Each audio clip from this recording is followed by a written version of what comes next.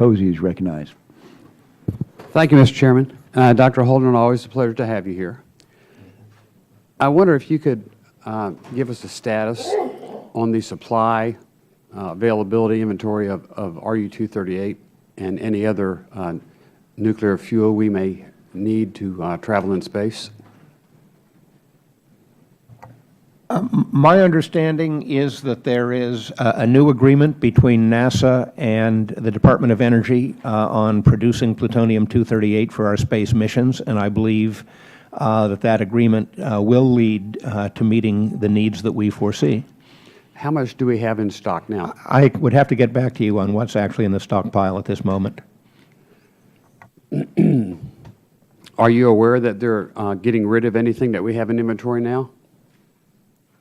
I'm not sure what you mean by getting rid of. That there may be plans to eliminate part of the inventory that we now have. I am not aware of any such plans, but I will look into it. This is something I would have to explore with the Department of Energy. Okay. Do you have a pretty good idea how long it takes to purify this plutonium and how much it costs to do that? Not off the top of my head. I would expect that in terms of production, we're talking about a time scale of 6 months to a couple of years, I would guess. And a whole bunch of money. But if you would check on that and seriously get with me and let me know the status of it. Happy to do that.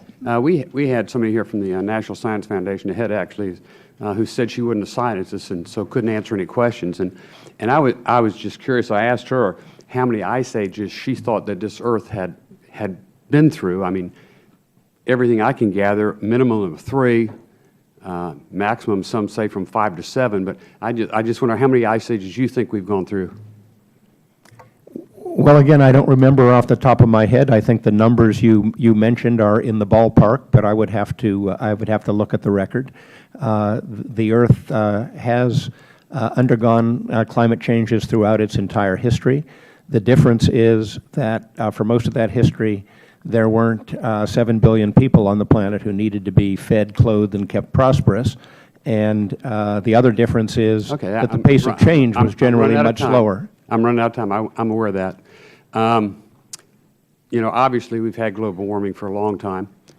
You can't have one seamless ice age that encompasses 3 ice ages. We had to have warming periods between each one of those. And so that is a natural phenomenon. And you know, just because we're alive now, the tectonic plate shifts aren't going to stop. The hurricanes and tsunamis aren't going to stop.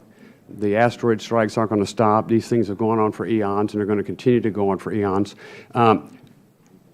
What do you think the temperature was on Earth before the disappearance of the dinosaurs? There have been periods when the temperature was 3, 4, 5 degrees Celsius warmer than it is now.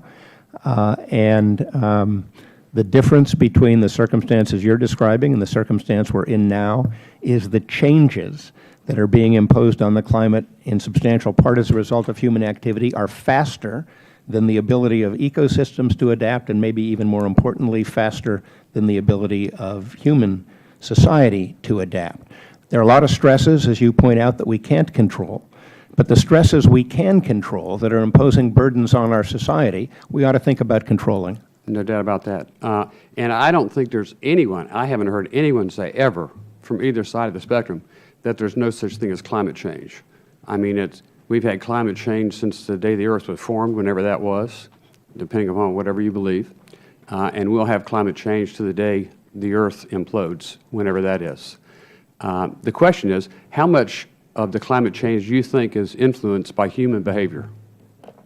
The climate change we are experiencing now, the climate change we've been experiencing for the last several decades is, according to the Academies of Science, according to the Intergovernmental Panel on Climate Change, according to the view of most of the scientists who work on this, largely due to human activities. We are superimposing on slow, natural climate change a rapid human-induced climate change. But as a percentage, like let's say that you anticipate that climate would change X amount in a year without the existence of humans on it. How much more do you think, as a percentage of the change, is influenced by human behavior. The natural changes which we understand and which are underway on a long-term basis as we speak would, if they were the only influences, be cooling the planet rather than warming it. We would be in a long-term cooling trend as a result of the natural forces affecting climate that we understand. We are instead in a warming trend, which suggests that human activity is overwhelmingly responsible for the difference. We would be having cooling based on natural forces. We are having warming. I remember in the 70s, that was a threat. We're going to have a cooling that's going to eventually freeze the planet, and that was the fear. That was before Gore invented the Internet, you know, or the other terms. I'd read that during the period of the dinosaurs, the Earth's temperature was 30 degrees warmer. Does that seem fathomable to you? 30 degrees sounds like a stretch to me, but I will review the literature and get back to you. Thank you, Dr. Holdren, very much. I yield back, Mr. Chairman. Thank you. Thank you, Mr. Posey. The gentleman